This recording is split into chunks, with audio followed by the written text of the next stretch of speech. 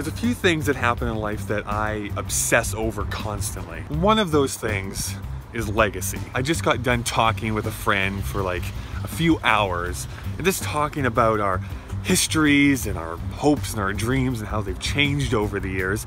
And it got me to thinking about something very specific. So it combined a whole bunch of topics, but it was our ideas about art and what drives us and what has driven us in the past and how we've changed over time. Art is such a personal thing to the individual person, and for me it always kind of choked me up a bit to actually say, hey, I'm an artist.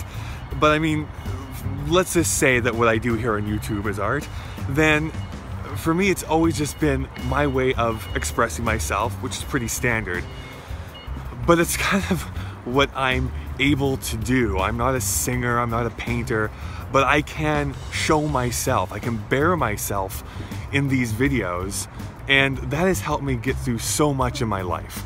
I'm about to go through the darkness, so let's go back to the hotel. I've never been that good at prognosticating the future, like if I do this, this is going to produce this result and this is going to lead to that. But, and this is true for so many people, I'm really good at tying things together from the past. I can see how one event led to something else, which then led me to realize something, which then had a specific result. So what do I actually mean with all this stuff I'm talking about?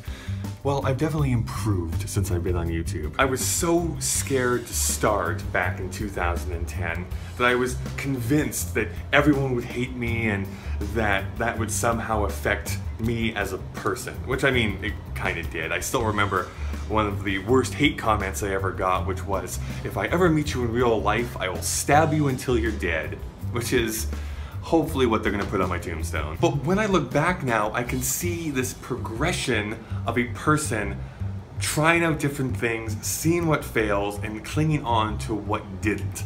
And so, even though yes, if you go back and watch my earliest videos, they're awful, they're terrible, please don't do that. But what you see now, maybe surprisingly to some, is someone who has evolved so much to being pretty dang good, if my ego can, you know, blow up to that proportion. The discussion with my friend is that they are afraid of pushing that share button. They're afraid to actually take this next step and say, this is me.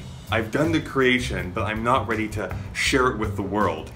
And for me, I just have to say, just do it.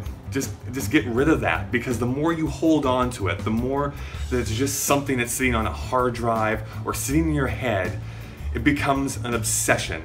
And it becomes something that is a pain to you instead of something that should be beautiful. Man, I should be a poet, right?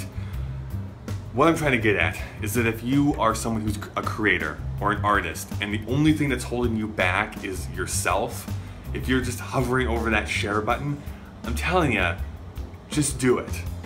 Because the worst thing that can happen is for someone to tell you that they're gonna stab you to death. But I think my point has been lost here a bit. I can only really speak for myself that the most fruitful years of my life has been sharing experiences with other people, and many times people I've never met in real life. And that may sound weird, but it's the truth.